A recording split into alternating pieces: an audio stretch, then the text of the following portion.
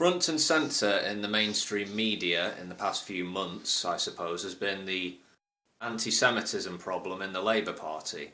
And yes, I do think it is a real problem. Not so prominent, though, is the Islamophobia issue in the Conservative Party. And I'm not simply talking about a handful of off-colour remarks by Boris Johnson. I mean the general attitude of the party and its supporter base.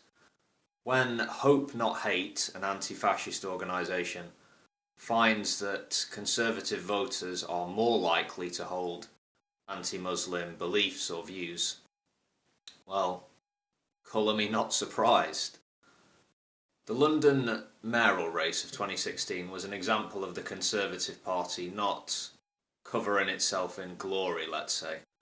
Tory Zach Goldsmith ran against Labour's Sadiq Khan, a Muslim, and attempted to associate Khan with extremism, portraying him as dangerous.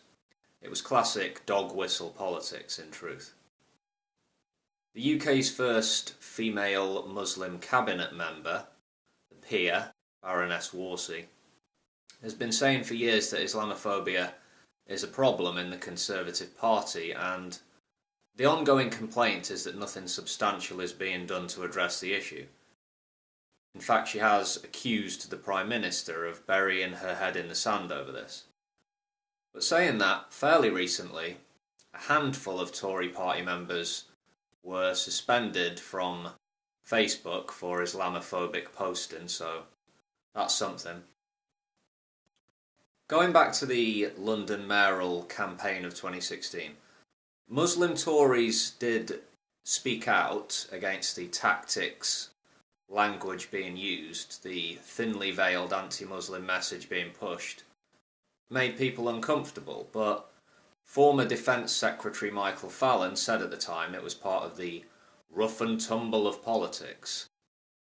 So yeah, you can excuse or dismiss a lot of pretty shitty behaviour with lines like that one, can't you? Some might be of the view that the higher-ups in the Conservative Party are ignoring bigotry against Muslims in their ranks, or ignoring it in the public at large, but I don't believe that's the case. The Conservatives are the party of government. They have to be careful not to jack up the Islamophobic rhetoric to anywhere near EDL or Britain First levels of open hatred. But they have to appeal to a core base of millions of voters who really do see Islam as a direct threat to British or Western values, and who see Muslims as foreign. You know, not British, not English.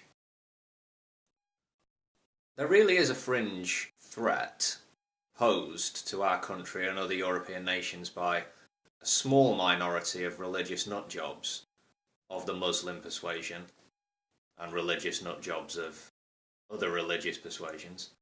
But more dangerous, I would say, is mainstream racism and bigotry, which has been fed and fattened up by tabloid newspapers for decades, playing on the fear of the outsider or the fear of the invader.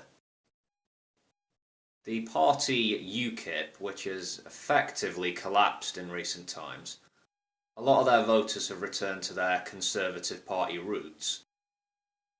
UKIP did really well for a short time under Nigel Farage's leadership, but it wasn't merely Euroscepticism that was behind the success.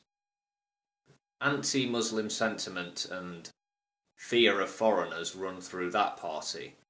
And you know it attracted a lot of supporters from the Daily Mail or the Sun or the Express reading public, people who have been groomed to view Muslims in a certain unflattering light for years and years. Now, many of these folks, they're back in the Tory fold, and appealing to this kind of voter, pandering to attitudes of an unhealthy nature, seems to be driving the Tories further to the right. This might cause something of a considerable split eventually, but it's not for sure. They do risk alienating certain ethnic and religious minorities if they go further in the direction that they're currently heading.